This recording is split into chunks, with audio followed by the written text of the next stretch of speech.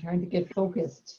Hello and welcome to our Everything French cocktail mixology class. It's the month of May and we have just learned so many things this month about the destinations that we'll be traveling as singles over 50, places where they speak French, where French has had an influence. And you guys have been time and time again with Matt from Isolation Cocktails, Matt and Rosie, and he has always lined right up with our theme. And so tonight we have 3 amazing drinks that we're going to be sharing, we're going to be learning how to make, and we're going to drink them. And Matt is going to tell us all the awesome stories about how they originated. Whether true or not, we'll not know, but it doesn't matter. So Matt, without further ado, let me just go ahead and turn this over to you, and then we'll chat at the end, guys, okay? We'll get to know each other. I know we all know each other, but let's get to drinking. Woo. Cheers. Yay. Cheers, folks. All right. Thanks so much, Tammy. Well, welcome back to another class with Isolation Cocktails and Single Life today. We're so excited to be here. My name is Matt Leca. You'll notice by the last name, Leca, I am actually French, born in Montreal, Quebec. So, je parle très bien français. I just said, I speak very good French, which is not very good English, but it is good French. But of course, I am joined by the fantastic other half of Isolation Cocktails, the redhead, the Irish. Yeah, Irish. I got there. She's my girlfriend, folks, and I just figured out she's Irish. Rosie Callahan. Their fingers right there on the screen. I'm going to hear about that Irish-Scottish thing for months. But of course, Rosie is here tonight. If it is your first time with us, which I think maybe Audrey, I feel like I haven't seen you in a hot second. Maybe it is your first time with us, or maybe you've been. Well, fantastic. Well, it's nice to meet you. And Mark and Jen, it's nice to see you again.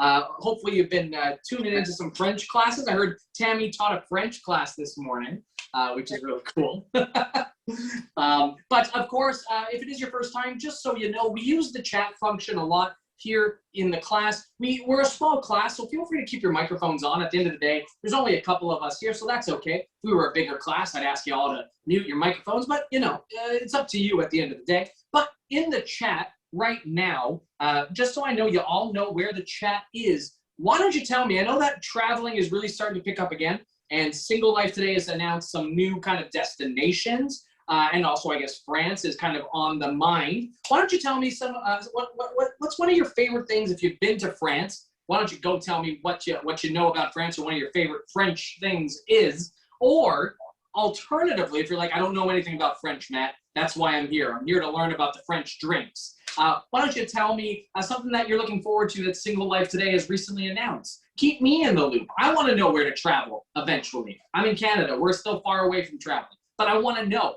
2022 is going to be my year. So feel free to throw that down in the chat, just so I know, what you know. And the reason why we do that in the chat, folks, is that because I leave the roadmap to the cocktail in the chat. This way, if you ever miss anything, you'll know it's in the chat. You'll always be able to catch it there. Pâté? Is that what we're talking about? Pâté. I love me some good pâté.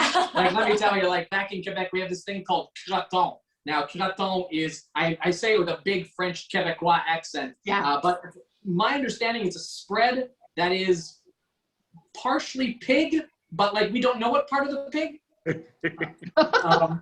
Maybe you don't want to know. Well, that's the thing. I think my dad told me way back in the day that it was the hooves, but I think he was just trying to scare me because he didn't want me to eat his croton. So, how do you spell it? Croton, I believe, is spelt like this, but I am giving it a hard C, a hard Quebecois C, let me tell you. So feel free, if you look it up and you want to ruin my childhood, by all means, let me know. We also got the French Riviera, somewhere I hope to one day visit. Have you been, Mark? No, going in October. Going in October? How dare you, without me? I know that Rosie and I haven't been to France. Rosie's been to England, so no, yeah, you haven't been to France. I've Rosie? been to Paris. You've been to Paris. So what's your favorite thing about Paris? I know I'm putting you on the spot here, but. The Musée d'Orsay. I love Van Gogh and I love Impressionism, and they have an amazing expression there. Well, it's an Impressionism museum. So yes, the Musée d'Orsay. The Musée d'Orsay. All right. Jenny, have you ever been to France or any French-speaking area? I think, is Cannes in France? It is. Really? I was on a cruise and we stopped there and they toured by and said, this is where the movie thing's at. That's all I No. remember. Hey, you know what? At least you got a little bit of that, a little bit of something in there. I actually have family in France and haven't gone out to see them ever. They've kind of asked me every year. COVID was the first year where they said, hey, maybe not, but like when you can, you should. And I think now kind of having that kind of like, I've been in this condo / apartment for close to a full year, not really moving around much. So maybe France is the next destination for me. But folks, we're here tonight, not just to talk French, not just to talk about the French, but we're here to drink about the French. So we're going to introduce you to 3 fantastic French cocktails. Now I put French in parentheses because I was a little liberal with the theme. I'm not going to lie. There are cocktails that originate straight from France. There are some that kind of bleed more into my Canadian French flavors. And then, of course, we have a cocktail that is known as a French Martini, but, you know, the history of that is kind of here nor there, but we'll get right into it. Now, if you are making drinks with us tonight, something you will need, and hopefully you've already made, is some simple syrup. You'll see it here. I'm going to show it off to the first camera. And if you are in gallery view where you can see everyone, you'll notice I have a second camera. Hello, hello, cocktail cam. And that'll show you off some close-ups of what we're using. This is just a simple syrup, a sugar syrup, which I know Mark has told me time and time again, I don't make that stuff, I buy that stuff. But if you decide to make it tonight, it is just 1 part boiling water to 1 part white sugar that you just stir in a mug and call it a night. You can store it in a bottle like this or in the fridge for up to 14 days, and it'll be good in your morning coffee, your morning tea, or your morning cocktail. I'm not to judge, folks. It's totally up to you. But let's get into the cocktail making. It is 8:08 Eastern. Audrey, because I know where Mark and where Jenny are coming from. Audrey, where are you tuning in from? The northwest suburbs of Chicago. Oh, well, Chicago, Amazing. our sister city of Toronto. From right? You know, I live in a small suburb called Prospect Heights, so I don't know Chicago's sister city, but so you're right. I mean, Chicago is where the Bean is, correct? Yes. Yes. So I got to tour there while I was doing some acting, and I got to see the Bean. But that's when someone told me that it was the sister city because our layouts are the same. Which is really fun and exciting. We have a waterfront. It felt like Toronto, and then someone said yes because we're related. So, alrighty, folks. I'll go ahead and grab our first cocktail of the evening, and I will go ahead and throw that down into our class here. I'm gonna just make sure I get the right one. There we go. I just don't want to throw in the wrong kind of French. All right, you know what, we're gonna start with that good old Canadian French. I'm feeling it tonight, and I think it's gonna be a really great cocktail. Now, I always try and leave a little bit of surprise to these cocktail classes, not just with you folks, but with every class I do. So this cocktail, I will be tasting for the first time with all of you. I already know it's gonna taste delicious by the makeup of the ingredients, but I always wanna feel authentic. And one of the things about cocktails is, yes, making them and tasting them together, but I don't wanna know what the taste is before you. I wanna be there with you for the first time experience. So this cocktail is known as the French Canadian. How could I not choose this cocktail as a French Canadian myself and being told the theme is French? Yes, it's France. Yes, the Quebecois butcher the French language, but you know what? We're gonna do it anyway. So I can say that. I'm allowed to say that, Tammy. I'm from Quebec. We know it. We know it to be true. Okay, it's just one of the things we've accepted as a culture, as a people. I live in Florida, and so you better speak French Canadian, because there's no Paris French here in Florida. No, oh man, Florida, let me tell you, that's the Quebecers' favorite place. Florida, us snowbirds. This cocktail, folks, was created back in 2015 by Dan Corman Fisher at the Hawksmoor Eyre Street pub in London, England. Now, Mr. Dan Corman is a Canadian, and I just wanted to bring in some of the flavors, but wanted to bring in a bit of Europe. And what I mean by that is they brought in cognac. Now, if you don't know much about cognac, let me give you a really quick kind of notes on it. I'm using some Hennessy tonight because it's kind of the smallest bottle. And you'll notice that cognac is a little on the expensive side. And you might go, well, Matt, why is that? Well, it's made very similarly to wine. The fermentation process is very similar. It does use grapes, so it has a bit of a lighter taste. But to be true cognac, it must come from France, and it must come from a very specific area in France, just like Champagne du Champagne. Same thing with Chambord, which we're going to get into a little later tonight. So if you happen to have, what are we using? I mean, Mark, Audrey, I know Jenny doesn't drink, but thank you so much for being here. We love seeing your face. What are you using for some cognac tonight? You know, I did not bring any ingredients. I brought my lemon San Pellegrino. And I'll take it, Audrey. I'll take it. Whatever. I'll take it. Jenny sometimes brings some diet root beer. I'm into it. It's grape Kool-Aid tonight. Grape Kool-Aid. Yes. And Mark, what are we grabbing up there? Oh, I've never seen this bottle before. What's it called? It's ABK, ABK 6. Fantastic. Is it? Say, Mark, you look super handsome tonight. Yes, he does. Anyway, for some reason I can't see my own camera. There you go. Give me a second so I can make sure. It's a small batch cognac.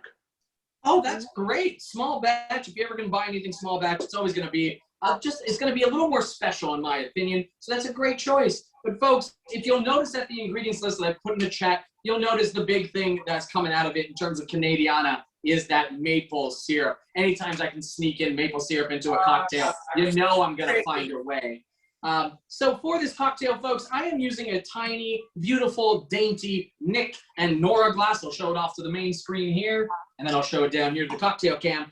Nick and Nora is just an old-fashioned cocktail glass, probably circa 1920 to 1932. It's a tiny, kind of smaller glass. I think this French Canadian, with the use of cognac and gin, is going to be a little bit more on the lighter, kind of airy, kind of, I don't want to say dainty side, but I definitely want to say it's going to be elegant. So I want to put it in an elegant glass, but whatever you got to use, whatever you're using for glassware, make sure to chill it down, throw it in the fridge, put a little ice in it, or throw a little water in it, which I'm going to do, because we can chill that right down, and we can get our cocktail shakers out, and we can start our cocktail. So when you're ready, feel free to throw some ice in there. We're going to put ice on one side of your cocktail shaker, and then you got to get the cucumber out, because that's going to be the next thing.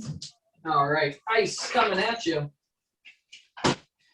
Now, what's great about this cocktail is it's really up to you with the cucumber if you would like to muddle the cucumber. Now, I'm actually not going to muddle the cucumber. I'm just going to make sure that when I shake this cocktail, I shake it aggressively and quite vigorously. Because at the end of the day, the things that I want to taste in this cocktail aren't necessarily the cucumber. This isn't a cucumber-based cocktail. The cucumber is in this cocktail to help give us a bit of a refreshing taste. So that's why I'm simply going to shake my 2 to 3 slices of cucumber, because this isn't the South Side cocktail or the East Side. This isn't a cucumber-based cocktail. It is just there to help balance the cocktail. So I'm simply going to be cutting myself a couple of pieces of cucumber and tossing those right in. Oop, I completely missed that one. Yeah, you know what? We'll give one more, because these were kind of small slices. So 2 to 3 slices right in, just like that. And of course, let's get to the alcohol. Let's start doing some pouring. Go ahead and grab that beautiful cognac. And we're going to start with 3/4 of an ounce. You'll never see a cocktail with cognac that uses more than an ounce. Honestly, because it would be a little egregious. It would be a little bit, little gluttonous. Cognac is a bit of a, it's kind of the higher end of main spirits in cocktail land. So we want to treat it with respect. And that's why you'll notice that we're treating it with respect with what it's made with, which again is going to be more, it's going to be grape kind of based in a respect. So we're going to be coming behind that with a little bit of gin, a little bit of dry gin if you happen to have it. I've got myself a small batch like Mark was talking about. Dylan's, a local company here. And I'm going to be doing 1/2 ounce, yes, of that rail. Man, I mean, Mark's always coming at me with the small batch stuff. Hey, look at that tiny bottle. I love me my little bottles of alcohol, Tammy. That's a really small batch. Courvoisier.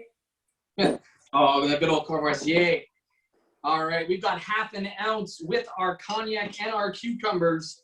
Next up is the golden goodness in a can. That's how you know it's real. Right here, that maple syrup. I'm going to be doing, I believe I'm using a amber maple syrup tonight. At the end of the day, any maple syrup is good. If it comes from the tree, it's fine with me. So go ahead and do yourself a favor and pour yourself out 3/4 of an ounce of maple syrup. Oh, I just want to drink it just as is. Like it's the, folks, I'm a bit of a sugar holic. I can't get enough of the stuff. And if there's one sugar in the entirety of all of cocktailing that I love using, I don't love using one more than anything other than maple syrup. I can't even talk straight because I'm so excited about it. Alrighty, once you get that maple syrup involved, go ahead and grab yourself a little bit of lemon juice.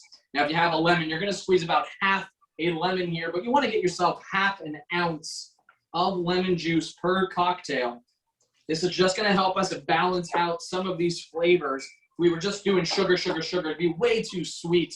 And because of that kind of fragility of cognac, we need something to brighten it up, something to help lift it up out of the ground here. And finally, the last ingredient is going to be 1 dash of Angostura bitters. So I'm just going to go ahead and give myself 2 dashes because this is a tiny dasher bottle and it gives me kind of a small amount.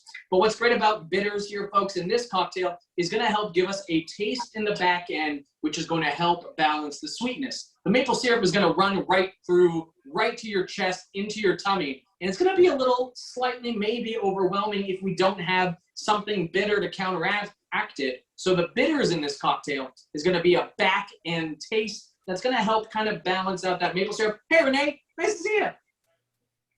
I will put that first list of cocktail ingredients in the chat. If you want to jump in, I know you may have some of these ingredients on hand. We're only in the first cocktail. How you doing, though? Good. I actually just got back into town 2 weeks out visiting family, so I wasn't able to prepare. I'll just be watching you this time, as much as I'd much rather drink with you. Well, Renee, thanks so much for being here. We love that you tune in anyways. And of course, if you have anything in the fridge, bring it out. Welcome home. Thank you. I hope you had a good trip. It was nice, but it's always nice to be home. All right, Mark, when you're ready, feel free to just give her a good shake. Love you, Mark. Shake it, shake it, shake it.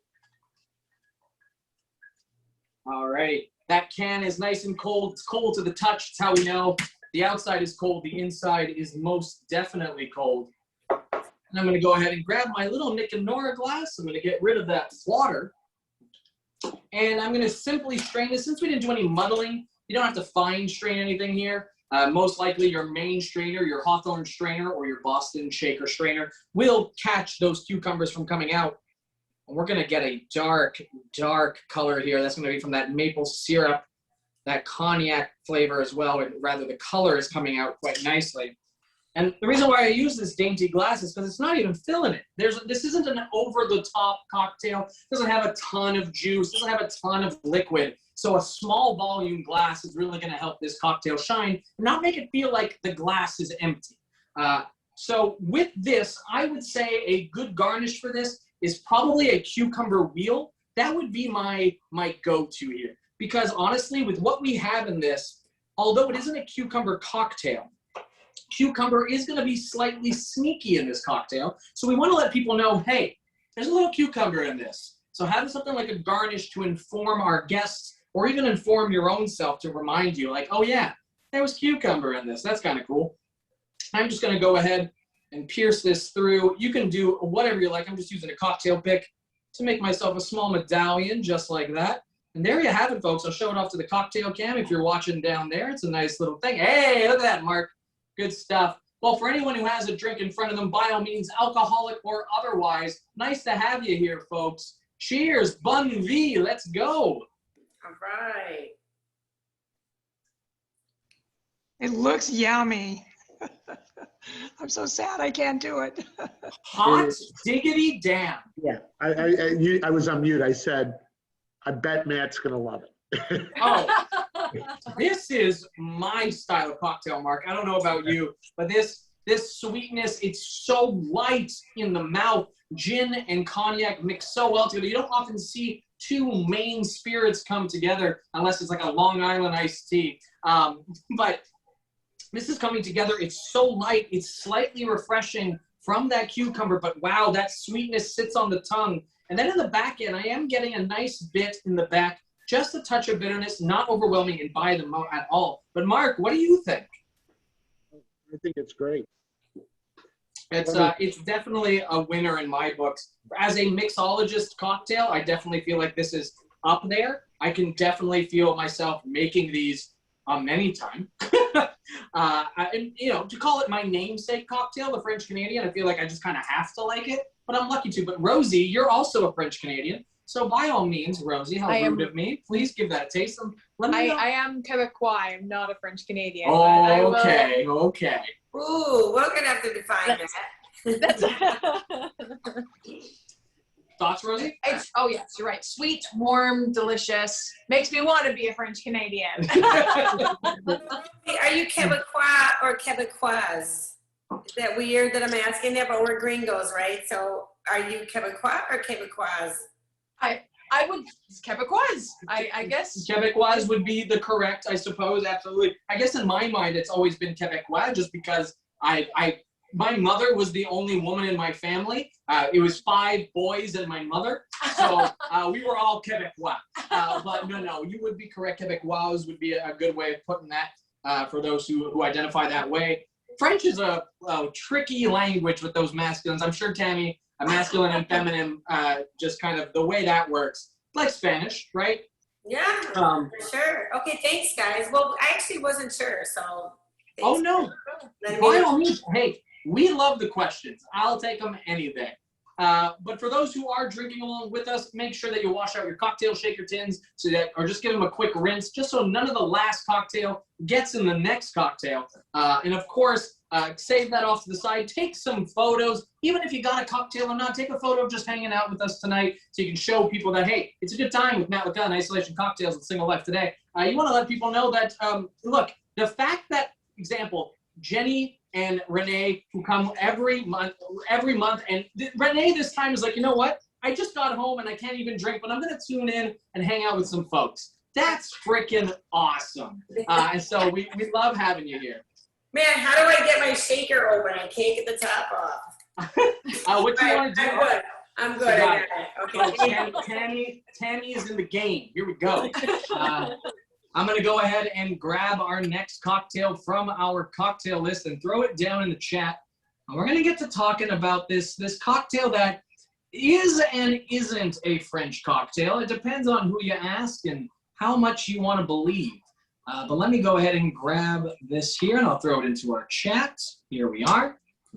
All right, folks, there it is. Those are the ingredients you will need for this cocktail. There is a bit of a if or a substitution here. This cocktail traditionally calls for this beautiful bottle, which is Chambord, which is a blackberry raspberry liqueur. But if ever you don't have that beautiful bottle that Mark is holding up, you can replace it with some muddled blackberry and raspberry, because Chambord is a blackberry raspberry liqueur. Now you're going to lose a little bit on the alcoholic sense in terms of, yes, you'll be getting the taste of Chambord, but you won't be getting the alcoholic punch from it. But you can still make that cocktail with just vodka sitting at home and no other alcohol ingredients. That's why I put it on the list of ingredients in case that works out. But folks, let me talk to you about this cocktail. This cocktail is known simply as the French Martini. So the French Martini is a Chambord special. It is kind of the Chambord cocktail. Now, for those who haven't tasted Chambord before, and Mark, have you tasted Chambord before? Yeah? Okay. Well, for those who haven't, I'm going to do it for you.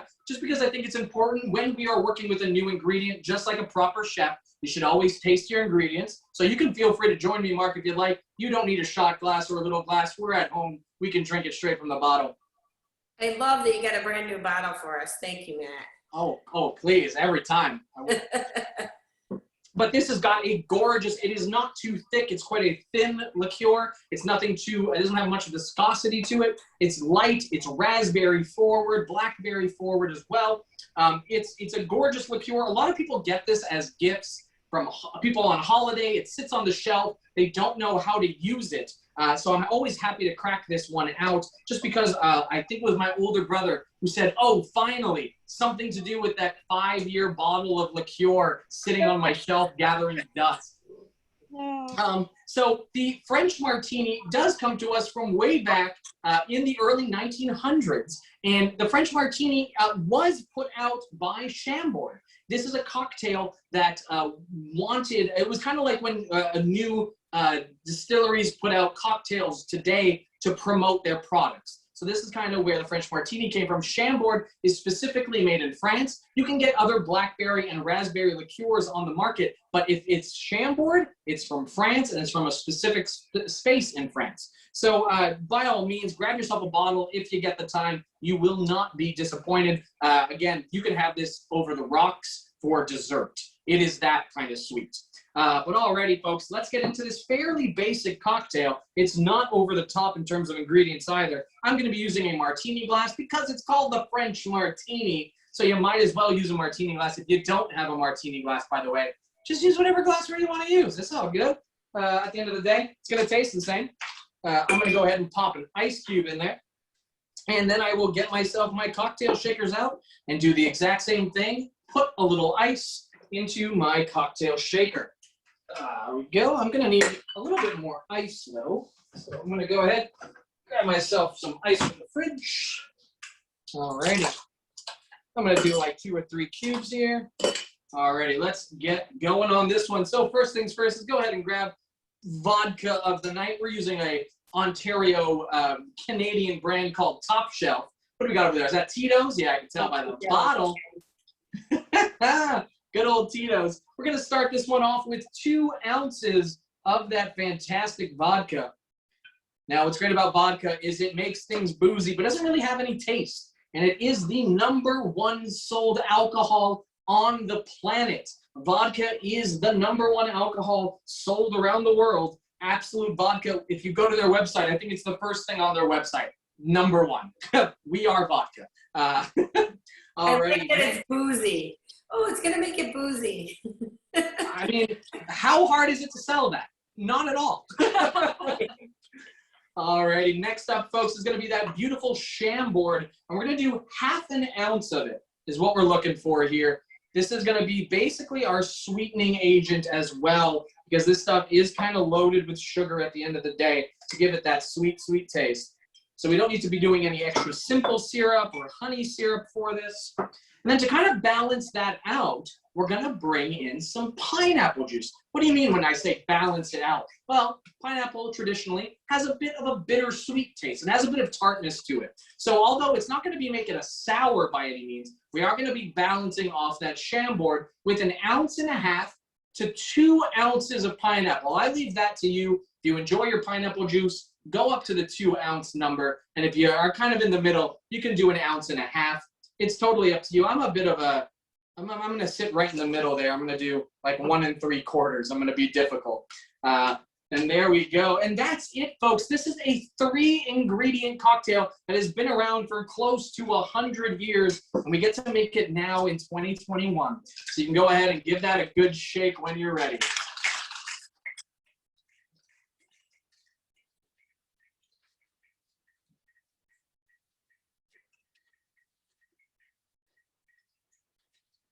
All righty. Woo, my hands are getting frosty. My can is getting sweaty.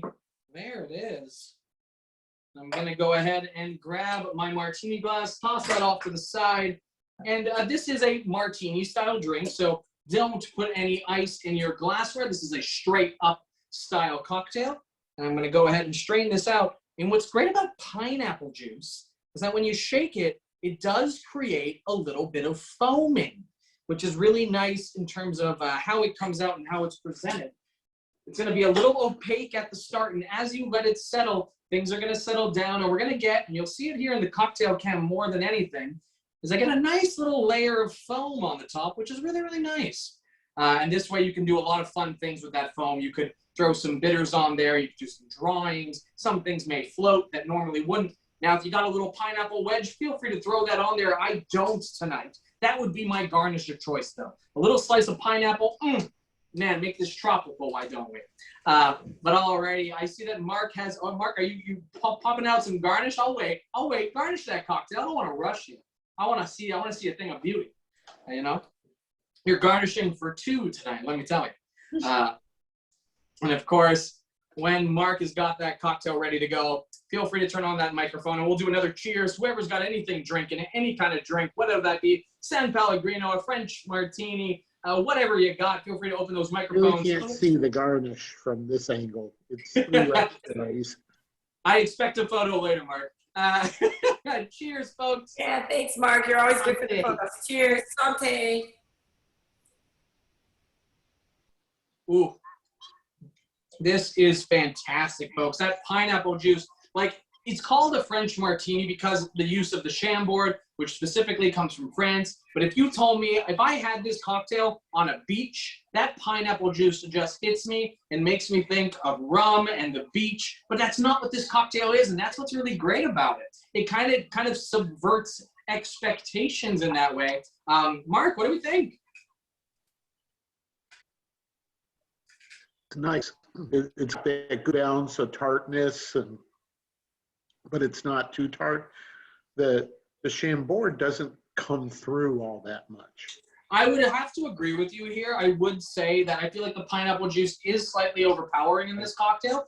You definitely can play with the recipe in this one. If you want that, the danger zone is with Chambord, you did taste it straight from the bottle. You know how sweet that stuff can be. Yeah. So it's finding that balance. Yeah, I might use like half an ounce less of pineapple juice. Yeah, absolutely. And that's what's great about this thing is that some people will go, no, this is perfect. Some others will go, no, I would like to have that blackberry raspberry come out a little bit more. And then they can just go for it and kind of experiment. Just like in cooking, it's one of those things where like, personally, I would have to agree with Mark. I would like it to shine through, but it is giving us a beautiful hue of purple in this cocktail, which is the traditional. Yeah, I mean, I feel like it depends on your pineapple, I suppose. Because Mark, yours is coming out a little more yellow, it looks like. Yeah, I guess. Yeah, I'm showing mine off here. Actually, when I look at mine live and look at yours on the screen, it's almost the exact same color. Oh, okay, fantastic. I guess I'm just seeing slightly different from my side of the world here. Well, it could be the lighting. Well, I'm glad to know that at least what's going on here and what I'm teaching is at least being translated to your eyes. Forget the screen there. But there you have it, folks. That is two very French cocktails down. We still have one to go, so if you're following along, make sure to rinse out those cocktail shakers. But this next one, let me tell you, this next one, you've all had this next cocktail. And what's great about the fact that you've all had it is now you're going to get to learn how to make it at home, so then you don't have to go to the bar and spend $20 on this next cocktail. You can just make it at home and probably make it better. But let me go ahead and throw in our next cocktail here. I'm going to grab, let's see here. Let me just grab our ingredient list here, and I'll throw it down in the chat. This next cocktail is a bit of a historical, does have some historical significance. This cocktail is known, of course, as the French 75. So the French 75 comes to us from post-World War I. And the kind of favorite gun of the French army was the 75 millimeter. This was a gun that most of the infantry carried, and the barmen's, look, it's a time of war, there's a lot of things going on, but one of the things that are going on the most is drinking. And so they did want to pay their respects to their men of service, They're men and women. You never know. The men, but you know, they wanted to thank their service folk. So they wanted to create a cocktail surrounded by them, but it also wanted to be a celebratory cocktail because the war had ended. Their boys had come home back to the bar. So this cocktail does use sparkling wine, Prosecco, or more precisely, if you have the money, you got it at home, that's Champagne de Champagne, of course. Now, they call it the French 75 because that infantry's gun packed a wallop. This gun packed a punch, so they wanted to make sure that the French 75 also packed quite an alcoholic punch. So this cocktail isn't for the faint of heart. It's definitely like you have two of these, you're having a good time. For this cocktail, I will be using another martini glass, but you could use a flute glass. You could use, really, I've seen French 75s served in red Solo cups. I've seen them kind of everywhere.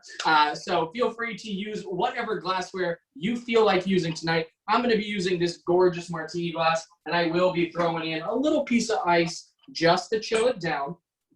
I need to leave early. Great to see you, meet everyone. Audrey, thanks so much. I'm sure you've already left, but this is being recorded, so I still get to say bye to you. Bye, Audrey. No Irish exit for you. Already, I've got myself that fantastic ice cube rocking in my glass, and I'm gonna grab myself a cocktail shaker, just one short tonight. There we go. And let's get some ice rocking in this cocktail shaker. Now, what's great about these cocktails, because it was made roughly around the time of Prohibition in the US, of course, Europe didn't go through that process. The cocktails around those times were very simple. We didn't need to have 8 ingredients in a cocktail. 3 to 4 were kind of the norm, and that's what's great about this cocktail. You don't need much to make a great French 75. So go ahead and grab that gin, is what we're going to start with. I'm going to grab some gin here. Now, look, the French 75 has been around for so long that you can make it with any alcohol. Gin is the classic, but if you wanted to do vodka, congratulations. You just made yourself a Dutch 75. If you go with bourbon, a Kentucky 75. Literally, you can make it with anything because it's been around for so long, but the traditional recipe is 1.5 ounces of London dry gin. If you don't got London dry, don't worry, we got something that's a little more herbaceous, like a Hendrix, which has got rose water and cucumber. It's still gonna taste amazing. Just trying to get that dry punch out of it, that's all. Next up is our lemon juice. Traditionally, you would squeeze half a lemon, which normally means we would get about 1/2 ounce of lemon juice, probably a little more, probably close to 3/4, but 1/2 ounce will do us just fine for this recipe tonight. And after our lemon juice, the next one up is that simple syrup, which of course is a 1-to-1 ratio of hot water to white sugar, is going to give us this beautiful syrup. And it's going to be just 1/2 ounce. And folks, if I could make a simpler cocktail, I would. But these 3 ingredients is your core ingredients to this cocktail. We don't want to put anything bubbly in our cocktail shakers. Of course, that'd be like shaking Coke and Mentos, and that's a bad game. Or like Pop Rocks and anything else. I just don't like Pop Rocks. That was a thing that kids liked and I didn't. And I never understood it. Anyways, it felt weird in my mouth. Point is, go ahead and close your cocktail shaker and give that a shake.